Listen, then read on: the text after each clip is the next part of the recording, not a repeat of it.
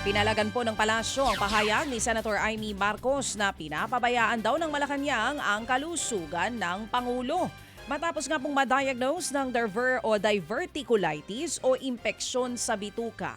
Kumakalat ang balitang kailangang operahan ng Pangulo. Mula nga nang dalhin sa ospital noong Miyerkules ng gabi, hindi pa ito nagpapakita sa publiko. Pero ayon po sa palasyo, fake news ito. Sabi ni Palace Press Officer Attorney Claire Castro, back to normal ang mga aktibidades ng Pangulo.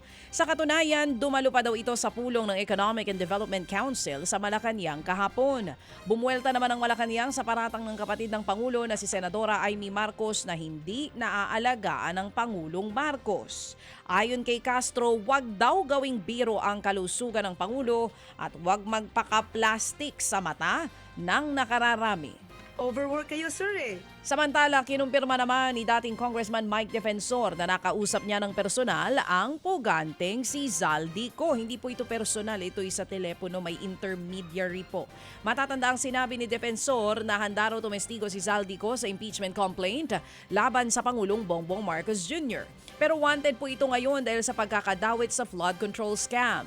Ayon kay Defensor, nakausap niya si Zaldico sa isang telepono sa pamamagitan po ng isang intermediary. Pero hindi niya raw alam kung nasaan ito sa ngayon. Una nang sinabi ng DILG na nagtatago po sa Lisbon, Portugal ang dating kongresista.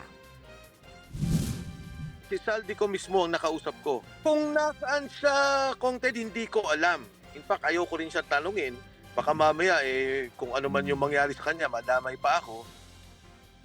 Yan nga po ang tinig ng dating congressman na si Mike Defensor. Sa iba pang balita, minado po ang Bureau of Immigration na madalas pa rin silang nalulusutan ng mga dumadaan sa irregular migration corridor o yung tinatawag po na backdoor exit para pumuslit palabas ng bansa. Ayon po sa BI, 3 backdoor entry ang natukoy ng Interagency Against Trafficking sa Palawan at sa Tawi-Tawi. Pare-parehas daw na dumidiretso sa Malaysia ang mga pumupuslit sa backdoor tulad ng mga nabibiktima ng scam hub sa ibang bansa. Hindi naman makumpirma ng BI kung ito rin ang ginamit ng puganting si Atong Ang para makapuslit. Kaya hindi pa rin nakikita ito sa ngayon. Malabo rin daw na tumakas si Ang gamit ang isang private jet. Mas hindi secret ito pag private jet kasi it would require the approval of a lot of government agencies before makaalis po ang isang eroplano. So hindi basta-basta makakalipad yan. Without the approval of government agencies, yung take-off pa lang yan sa lupa, may approval na po yan. Yan nga po ang tinig ni Immigration Spokesperson Dana Sandoval. Mga kapatid, brothers and sisters, saan ka pa? Dito na tayo sa totoo. Dito na tayo sa True FM. Mga kapatid, mag-subscribe and follow po kayo sa social media accounts ng True Network PH. Yan po kami, hanapin nyo lang True Network PH, Facebook, Instagram, YouTube, TikTok, and podcast.